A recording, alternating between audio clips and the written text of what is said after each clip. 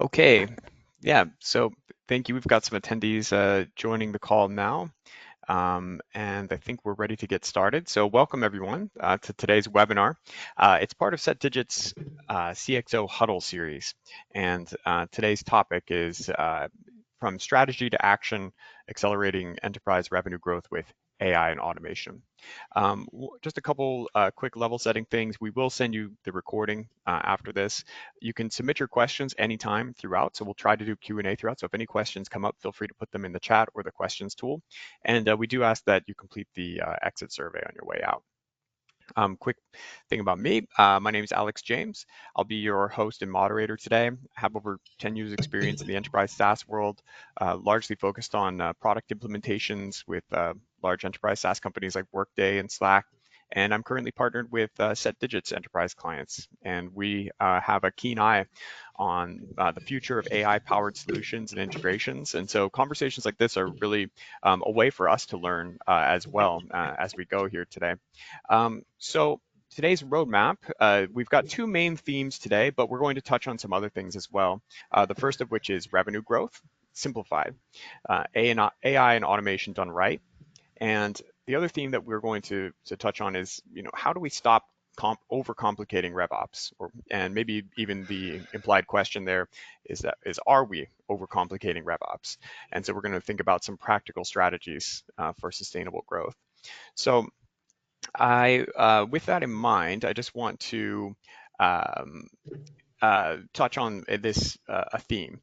So we have another theme that we're going to touch on today. It's about how we can optimize company growth through enhanced effectiveness, efficiency, and productivity. So effectiveness in business means achieving desired outcomes, right? Doing the right things to meet strategic goals. And efficiency, on the other hand, is about minimizing the resources and time spent to achieve those outcomes and doing things right, in other words. So, meanwhile, productivity bridges these concepts, measuring the output generated from the input used. And so today we're going to dive into how AI and automation serve as pivotal tools in enhancing these three aspects and transforming challenges into streamlined processes within revenue operations. So I've mentioned what our topics are, and I just want to introduce our speakers here as well. So we've got Mark. Let me go to your slide here, Mark.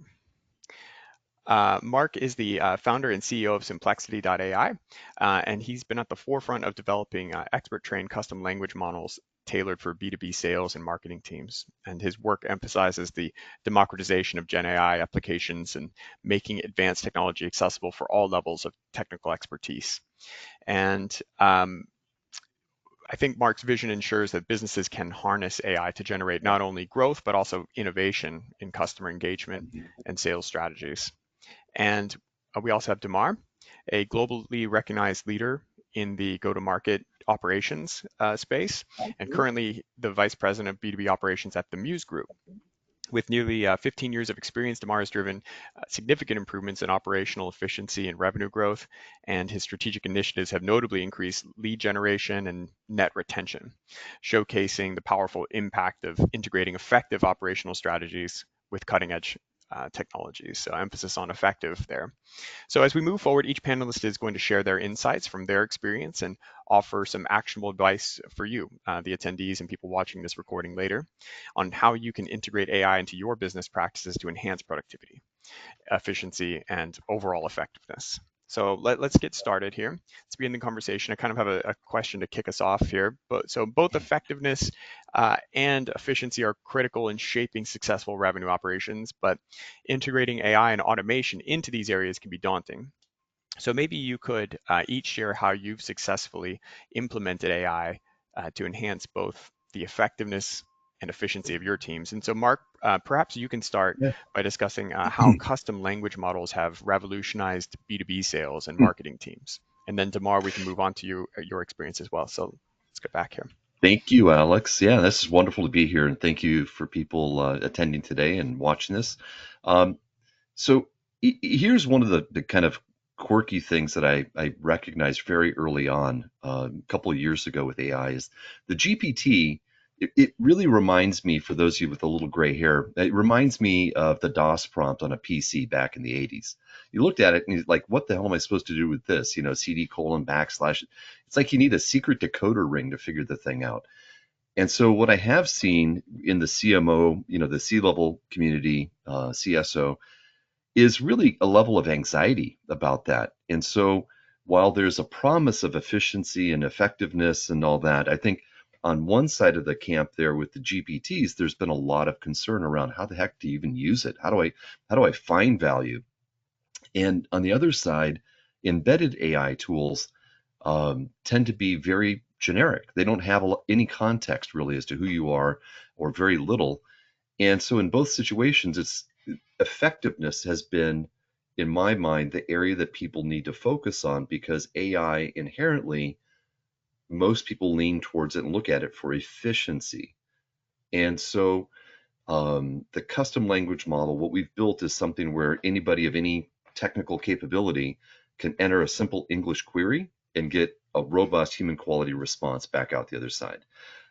Fundamentally, what we've done is removed the limitations of a GPT working directly with OpenAI. So we could push megabits per second into this tool, and you get no hallucinations because of this. And so it's a different path, where what we're trying to do is to take something that inherently should provide an effective path to creating scale and adoption for you. Should is the operative word. And we've kind of flipped the coin around to make it, that's the number one thing that we're after with our clients, making them effective with it. Efficiency will come along, but effectiveness is the key that I think most people struggle with today. Nice. Tamar, would you like to respond to that and maybe also share your experiences in leveraging AI to improve operational efficiency and revenue growth at the Muse Group or other places, other contexts? Yeah, and I mean, I echo the point that Mark made about sort of, how can we really leverage these, these pretty powerful tools to get actual outcomes that we want, right? I think oftentimes when we're training our teams, especially end users like sales users or marketing content writers, things like that, roles like that are oftentimes the forefront of the GPT users, just trying to find ways to save them themselves time throughout the day. You end up with a lot of generic kind of content out there, right? So it's finding ways to as Mark said, train the end user to be a strong prompt engineer, so that they are armed with the right techniques and ultimately tools in their toolbox to be able to get at least a 70% of the way there, or 50% of the way there. So it's not like they're starting from scratch, right? So it does take a lot of coaching, oftentimes when it comes to giving specific language to a GPT to get the outcome that you want. I've started using more specific GPTs, use case specific. So, things like Jasper and things like that are, more geared towards, the content writing. But it's still, as Mark said, there's a long way to go without that context. So I think the more that you can feed writing examples, content, actual context about your product into the messaging, that drives at least you further towards the 100% of the way there. Everything needs human review, but I do think that the more we can arm our salespeople with the what looks good in what the desired output is, so that when they copy and paste something from ChatGPT, they're using good principles around you know the outputs that they're getting. Yeah, Could I chime in a little bit more, Alex? please. Oh, please. Yeah, absolutely. Yeah, okay. So one of the things that is a limitation of the human mind, um, is really smart people can assimilate 2 to 3 dimensions of an analysis simultaneously. Yet, let's, look about like sales enablement and things like that. You're talking about, a product to a persona in a certain stage with a particular need. Like that's right there. That's 4 dimensions. And you haven't really added on maybe stage of engagement or like the typical questions that we need to assimilate in, like a BDR or a salesperson going into a meeting, or really even a marketer going to write content. In all situations, the questions that we need to answer tend to be more complicated than the human mind can generally solve effectively. Now, the really cool part about tools, large language models, is they're built to look at hundreds of dimensions simultaneously. Now, the challenge is that they they see a very vanilla sense of the world. So they don't know how your product capabilities are different than another, brand and their capabilities, and how that aligns to a persona and the value that, your differentiation provides. Like, these models inherently don't understand that. And so my experience is, getting better at asking them. I agree, like with Damar, you can get, you know, if you're doing it manually, you're 0% better. If you use a GPT, you can get 10, 15, 20% better. If you use a writing tool, maybe you can get 30 or 40% better. But the reality is that you're not going to be efficient or effective unless you get to that 90%. And the only way to get to the 90 is to have a really intensely trained corpus of data that you're trying to ask these questions of. And, so what I have seen is people, they put a junior person on their team to go and play with, the GPTs and try to figure out the right path to go down. Um, but the reality is that um, inherently AI should be able to give you efficiency.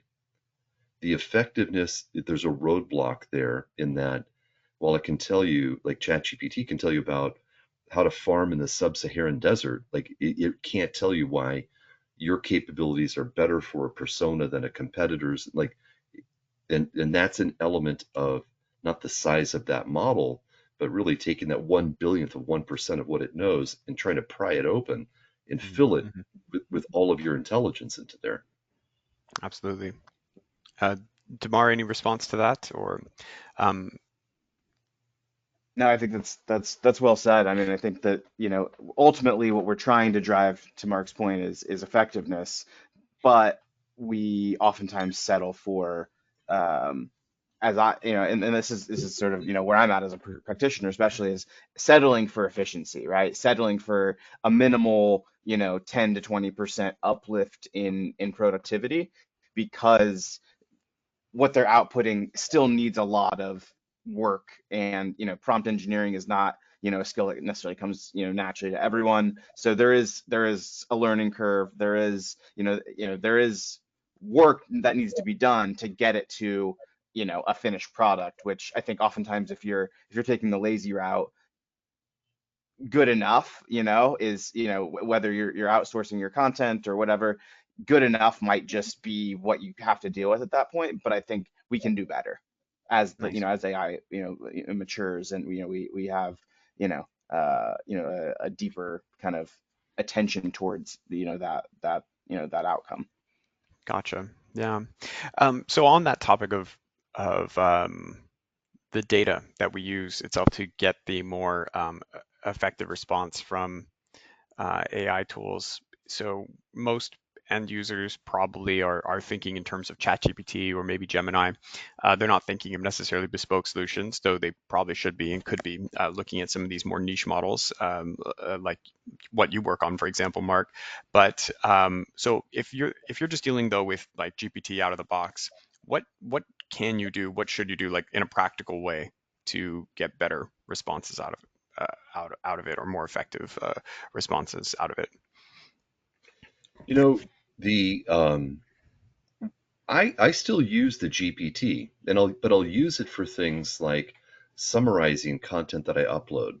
You Mm-hmm. know, um, you know, I have access directly into OpenAI, and my clients do as well. And the difference is that we pay for the compute, not for the month. So it's a completely unlimited environment. But it could be expensive to just keep uploading massive documents there. Now, the GPT isn't really good at doing more than maybe 4 pages of, say, a transcript or an article or something like that.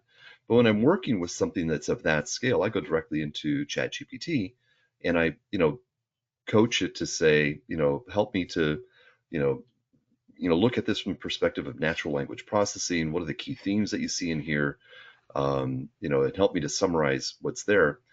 So I use that all the time. Now, Mhm. what I'm in the business of doing at that point in time is to try to create a corpus of training data that I would then upload into a custom model that um, may involve hundreds and hundreds of pages of highly structured content. Mhm. But while so I guess the point is, if I can feed it the information in a small enough chunk for the GPT to be able to digest it, then I can ask it the questions that I need, and I then I see. can summarize that information and take it and go elsewhere with it and do something with it. So in that situation, I think it's very effective. I've even used it for doing data analysis. You know, it's really good at doing things like deviation from the mean and cohort analysis and stuff like that. You want to be careful to do it in an area where you know that if it's personally identifiable information or sensitive information, to do it in a way that you're um, not training somebody's model with it. But there are a lot of great things you can do. But writing, e- extrapolating what it knows to write content or guide a sales conversation or to create an email, it doesn't know enough to do that very effectively. Yeah. Damar, would you like to follow up on that? I do have a question from the audience too, as well, but Damar, I'd love to hear your thoughts on that as well.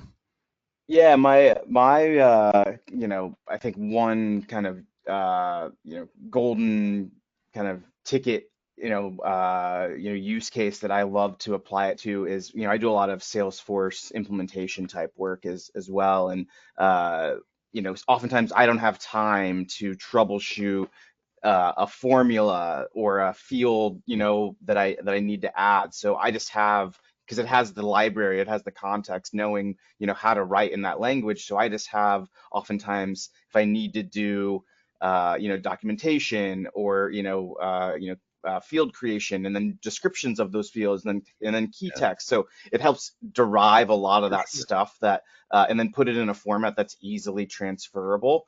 So for me, that's a huge time saver. We have skill sets internally or we don't have the skill set internally to really to do that. So it saves, it's like having a personal assistant that does a lot of my documentation and and sort of tedious build work. Yeah, I'm gonna. absolutely. I wanted to add one thing. So when it comes to doing things like that that are kind of one-dimensional, so I spent a few hours with my son last night. He's in ninth grade algebra, and we're looking at quadratic equations and graph. You know, I'm using just the app with the paid version on my iPhone. It is so wickedly cool. I could take a picture of a page and then send it to it and say, this is a ninth grade, quiz for, quadratic equations or whatever. And let's do question number 3, go step by step and, give me the details as to how you do this. It is unbelievably good at doing that. Like, but and it'd be really good for like, I'm going to travel to Sri Lanka. Where should I stay and what should I see? Like, it's really good at that. Um, but the multi-dimensional things that we need to answer in B2B sales and marketing, it struggles with. Yeah, yeah. I think, oh, well, we have a question that's kind of related to this, and I just want to make sure I put it out there. Yeah. And I think it's some things that we've already spoken to, but how can sales teams leverage generative AI to create highly personalized emails, social media messages, or sales scripts without sacrificing productivity? And what impact can this have on conversion rates and overall revenue? So maybe Damar, might you want to take that one? Yeah, so not, shy of this being a sales pitch for a tool that I don't represent, I actually just rolled out a tool that I think is doing this the best I've seen. It's a company called Ample Market that is a Zoom Info Lead IQ, Apollo, competitor. Very similar kind of technology with contact data and things like that. But one of like their AI email copywriter that they have actually takes context from the LinkedIn profile, posts, things like that, behavioral context that drives ultimately what a good salesperson is probably doing anyway, right? Going out and finding that tidbit or nugget of personalization that they can weave in, and then it juxtaposes that against pre-submitted value proposition information that you submit about your company. So to Mark's point about context, it's using pre-delivered context and then going out sourcing from the web or LinkedIn context about that individual, and then allowing you to, it then builds an AI email for you. And from what I've seen, so far, it has improved our open rates and conversion rates, at least response rates, because I think it mimics the best sales rep approach of taking the time to go in and find that thing that might resonate with someone. I've gone, it's hard to answer the question without patting my back a little bit in what my team has built. Um, but what we built is exactly to solve that problem. Context is the challenge, and it's a challenge with or without AI. So I'd mentioned before that the typical really smart person can decipher 2 to 3 elements of an analysis simultaneously, but yet the questions we need to answer, for drafting that email, preparing for a phone call, end up being many more dimensions than that. And so the corpus of training data we found to be really the critical answer to um, create effectiveness. Now, Alex and I were having a conversation before the session started about, I think too many people are viewing this from an efficiency standpoint, and like my inbox and my phone calls are just getting flooded with very irrelevant, stuff, like not even knowing who I am, or like just completely cold. And in fact, not even really providing any value as to what this person's trying to talk about. It's more like trying to, pass me a mug or a gift card for taking a meeting. And, I think this goes back to where I was initially, which is, man, we all have to start talking about effectiveness before we start talking about efficiency. If you don't solve that, nothing else really matters. And the general problem with the GPTs in AI is that it doesn't have the context of who you are and what you stand for, and because of that, you're trying to scale more of efficiency, but yet it's not necessarily very efficient if people spend their time engineering and prompt engineering and facing the challenge that the model itself doesn't really understand who you are well enough. And while I agree with Damar that being able to have something that is contextual to the person you're talking to is an interesting door opener, and that getting better at it is a really good thing. Instantly, you need to be able to have something that is, what is the value I'm trying to talk about with this person, and how is that contextual to their needs? And it's hard to do with or without AI. But with AI and the GPTs or the embedded solutions, it tends to also be very ineffective because of the lack of context. Yeah, absolutely. So I think one key takeaway for everything is that efficiency can sometimes be a mirage for the effectiveness or productivity that you might actually for your bottom line be hoping to achieve. So so beyond buzzwords, we've heard a lot about AI transforming sales, but so what are some very specific strategic goals that enterprise sales leaders can realistically achieve with generative AI beyond just tactical improvements? Um, I've done a lot of work with data analysis. You can, if you are able to structure a spreadsheet and just ask it, hey, analyze this spreadsheet and tell me what you see. It'll say, well, I see sales reps and I see months and I see conversion rates and I see like, and say, okay, well, tell me, over time, which sales rep has, is above the mean for, close rates on opportunities. Like you can start to analyze this stuff. It's very effective at it.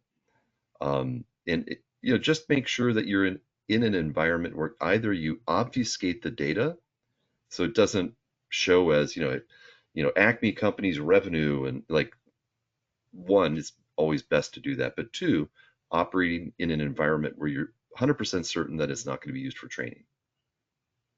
But data analysis is really a super strong use case for a salesperson, a sales leader in particular. Mhm. Yeah, I mean, just quick analysis, right?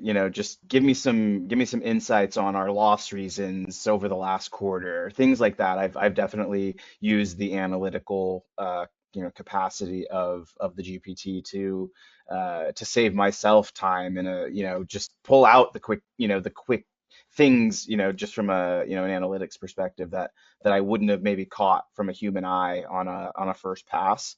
I also I think that you know, to to the point about conversion, right? Does personalization improve conversion? I think ultimately it does, right? And it's to what extent that you're able to resonate and because like at any given time only a certain percentage of your buyers are going to be in the market anyway. So it's like it's a timing thing. Obviously meets with a you have to be well received and have something that's going to be eye catching. But I think using the GPT maybe as a you know starting place, and then layering in I think through additional context the ability to just add whatever context you can, whether it's about your company or about about the person or whatever. I think that um, you have to make it resonate, and then to the level that you're able to land, I think that improves conversion. And I think if we're trying to like if that's the end of the end all be all for improving everything downstream down funnel of that, I think you're able to see huge lifts in your sales numbers and just from the conversion rate going up. I think something to bring up is, I think what you brought up, the tool that was able to go and scrape LinkedIn and find contextual stuff about the audience is really great. I would call that customization. You're customizing the message to a person. But there's a difference in what I would call personalization, which becomes, okay, I started to engage with this person. I've maybe had an initial discovery conversation in like, what should I be talking about next? What is this person's need? What is their persona? What are they doing to solve their challenges today? Like, to drive, what is that conversation I should be having with that person? Now, in a sale, so I 15 years, the first 15 years of my career was in sales, um, sales management, and then really big deal selling. And my biggest deal was a $400 million annual deal. Like, so been there, done that. But the challenge is when you get somebody engaged, which I think is what Damar is talking about. The next step is, how relevant are you in that dialogue?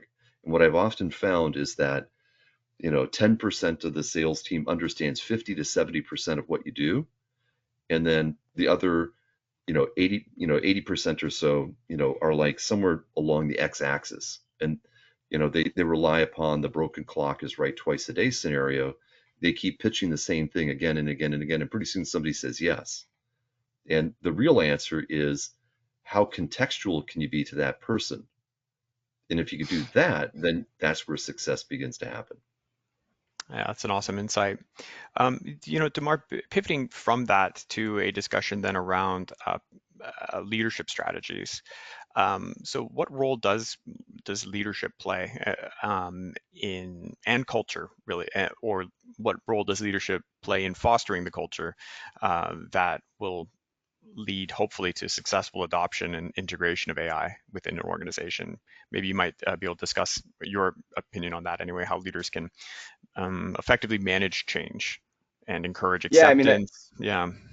yeah, no, I think it's a slippery slope, and it's a little bit of a double-edged sword, right? Because in the same, I go back to, I have a younger brother that used ChatGPT during college, but then I also have friends that are associate professors that are using ChatGPT to to grade students' papers as well, right? So I think there's this almost double standard of like, can an employee use ChatGPT to get ahead, and does he or she feel guilty, kind of using that as a leg up when maybe they didn't do all of the work that that they used to have to do to get to the same place.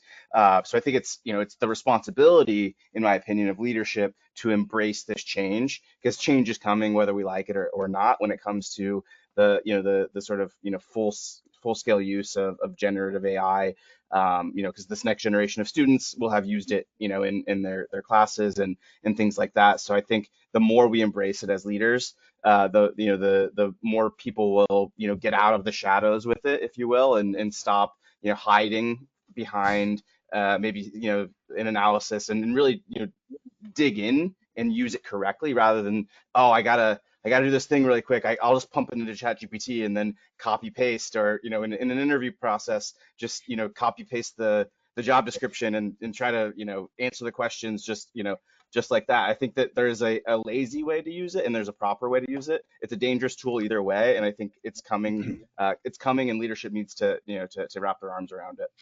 If I could maybe highlight something there. So is transparency a key from the leadership perspective, like fostering a culture of transparency around its usage and being realistic about the fact that, hey, we all want to take advantage of tools that give us efficiency and productivity gains. We want to, and would that be fair echo? Yeah, I mean, I do. I think that, but it's like we have to be careful, right? Because I think, when Mark and I were talking offline about this, it was, if we just flood the market with bad content, then it's not effective, right? It's, no matter how much more efficient we get, it's just drowning the audience. It's over, it's oversaturation, and that's not good either, right? So no matter how much more you can produce, it still needs to come back to effectiveness as well. Mm-hmm. Yeah, yeah, very good. Let me just check the chat. Um, So, we do have one in the question section here. So, what emerging trends do you see in generative AI that are going to have the biggest impact on sales productivity in the near future? What should sales leaders specifically, since we just kind of are pivoting from that leadership question to what should sales leaders be preparing for in terms of this next wave? Maybe we can start with you, Mark.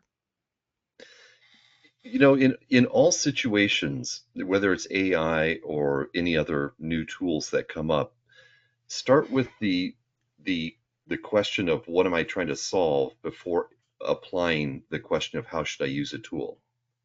So, you may find, if you're, looking at your SDR team, BDR team, you're gonna have a different challenge than an account executive, than, a hunter, sales team. Um, so start with what is it that I need to try to change or improve, and then help people to understand how AI can apply in that situation, build a use case around it, and then try to address effectiveness first. Every time you look at these tools, you have to look at it from the dimension initially of effectiveness. How will it improve? What should I be using this tool for to improve this thing that I've identified? Inherently, AI tends to be efficient itself, but I really like the way, Alex, you framed this. Effectiveness plus efficiency equals total productivity. I think that's a great paradigm and the way to look at it. But you have to look at it initially from the effectiveness perspective and the challenge you're trying to solve, and then figure out what is that use case and how should we approach it. rather break it down into something that's digestible, right? Mhm. Don't start, it's confusing to look at AI and say, well, it can solve world peace. Great, okay. But like, what do I need? What am I trying to solve for? What are my key challenges? What are the use cases where we like make it, fit into something that you can analyze and start to make sense of. Sometimes you have to reach outside the organization, a consultant or whatever, to try to help you walk through some of these decisions.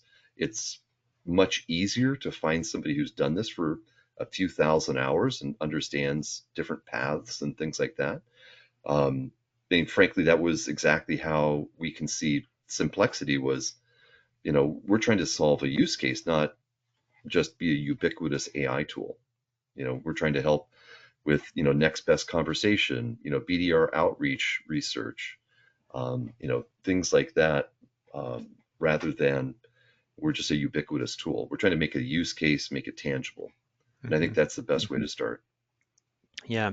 So I definitely want people, especially at the, C-suite level or CXO level, to be able to come away with some key takeaways here. And so summing up some of the things we've talked about is, I think, alignment with business strategy is key, like understanding what the strategy is, and how you ensure these technologies are going to be deployed to meet specific objectives, whether that's increasing efficiency or and what if it's increasing efficiency towards what end, to what is it serving, enhancing customer satisfaction and looking at driving revenue growth and how you're measuring that as part of how you quantify ROI.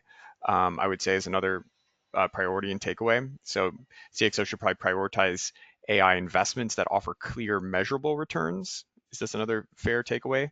And then the last thing, and then I'm going to kick it both to you. I'm just trying to make sure that we're summing everything up for everybody. Is that effective change management and fostering cross-functional collaboration? I think maybe this cross-functional aspect isn't really something we've touched on so much as a theme, but maybe we could pivot to that and any other takeaways you think are crucial for CXOs to come away from this conversation. It- Yeah, I and I think think it's people, also Sorry, I'll go start ahead, with Lamar. Demar. Yeah, I was we'll get to that. I think it's also just like the only thing I'd add there is just like the understanding the sort of like maturity and sort of like usefulness kind of kind of slope of where we're at right now on in the the sort of Gen I kind of uh timeline. Mark's point that he made about just GPTs out of the box versus embedded. I think that the application of some of these tools is something that sales leaders oftentimes rely upon their ops teams or other more technical teams in their other departments to really understand. And I think that there is a level of education and sort of just ignorance is bliss is a lot of times. So it's like if it's not your problem, it's not your it's not your thing to solve. You may not have to really educate yourself, but I think understanding the sort of uh, paradigm shift as Gen AI evolves is crucial to understand the usefulness and where it can help you in your company's specific point in the journey as well. Yeah, I think for me, one of the key takeaways should be your team is already doing it. People are, practicing or trying and dabbling in things like that. So to get your arms around it is something that I think is mandatory. This is kind of like, the advent of, mobile devices with email and browsing. And pretty soon it's like bring your own device and people like it's not secure. Like all these devices that, the CIO needs to get involved with policy of how do we connect to our different systems and VPNs, and like it presents a similar layer of understanding. So, if people are using, you know, the GPTs and uploading client data, and they're in a situation where this could be used for training, it's like, that's not a great idea. If you don't know how to decipher these things, just, bring somebody in who's done this before and, just start to frame up. This is our path we're going to head down. We don't want you using this type of interaction with GPTs. because you're sharing data with everybody else, but we would like you to do it this way. So here's the guardrails. Let's all agree that we're going to go in this direction. Um, it may involve, well, it would likely involve modest investments, whether it be a tool like mine or a Teams version of Chat GPT or something like that.